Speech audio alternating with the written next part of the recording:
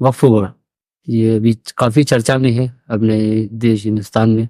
और इसके ऊपर काफ़ी सवाल पूछ रहे हैं। कुछ चीज़ें गवर्नमेंट ने इसके ऊपर भी पारित किया और इसका नाम भी कुछ चेंज किया हुआ है। वक्फ बोर्ड के बारे में बहुत सारा प्रोपेगेंडा फैलाया जाता है। जिसमें एक प्रोपेगेंडा ये है कि ये सभी कोर्ट और सरकार से वो ऊपर है। या ये मतलब ये कि अगर कोई कुछ ज़मीन का विवाद होता है या प्रॉपर्टी का तो सरकार की भी नहीं सुनती। ये एक बहुत बड़ा प्रोपेगेंडा है। हम इसके ऊपर नज़र डालें तो सेंटर एक वक्फ काउंसिल होती है, स्टेट होती है। तो सरकार के कुछ अलग अलग इदारे होते हैं, सरकारी जो इंस्टीट्यूशन होते हैं। एक सीबीआई होती है, इनकम टैक्स होता है, चुनाव आयोग होता है, एनएचआई होता है।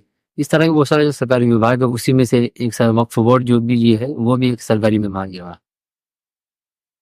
नंबर 2, इसके बारे में एक अफ़वाह ये फैलाई जाती है कि ये जो चाहे जिस ज़मीन के ऊपर जिस ज़मीन जो चाहता है वो ज़मीन हथिया लेता है और उसको वक्फ घोषित कर देता है। ये सरासर एक बहुत बड़ा प्रोपेगेंडा है।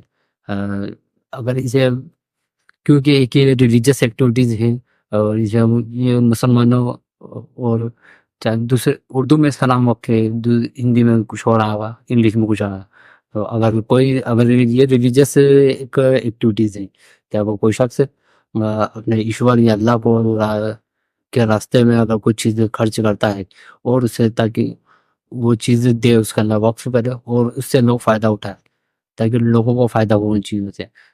ये एक तो अगर कोई इंसान ऐसा तो कर नहीं सकता कि खुदा के रास्ते में या ईश्वर के रास्ते में कुछ हत्याई हुई चीज़ या लोगों का हक मारा हुआ चीज़ या कब्जा करी हुई चीज़ें कोई भी अगर एक कॉमन सी बात है, अगर कोई इंसान अगर मंदिर में या मस्जिद में या गुरुद्वारे में या चर्च में अगर कुछ डोनेशन देना चाहता है तो वो अपने इनकम से अपनी जेब खर्चे से देता है या अपनी कुछ प्रॉपर्टी अगर है इंसान ने कुछ कमाई है तो वो चाहे तो गुरुद्वारे मस्जिद या मंदिर को देता है दान।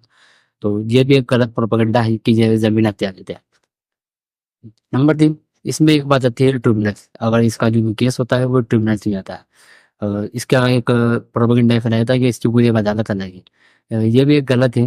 अ, अदालत में अलग-अलग ट्रिब्यूनल्स होते हैं कि लोग फैमिली लॉ का अलग सेक्शन होता है, क्रिमिनल लॉ का अलग सेक्शन होता है, फाइनेंशियल का अलग सेक्शन होता है कोर्ट के।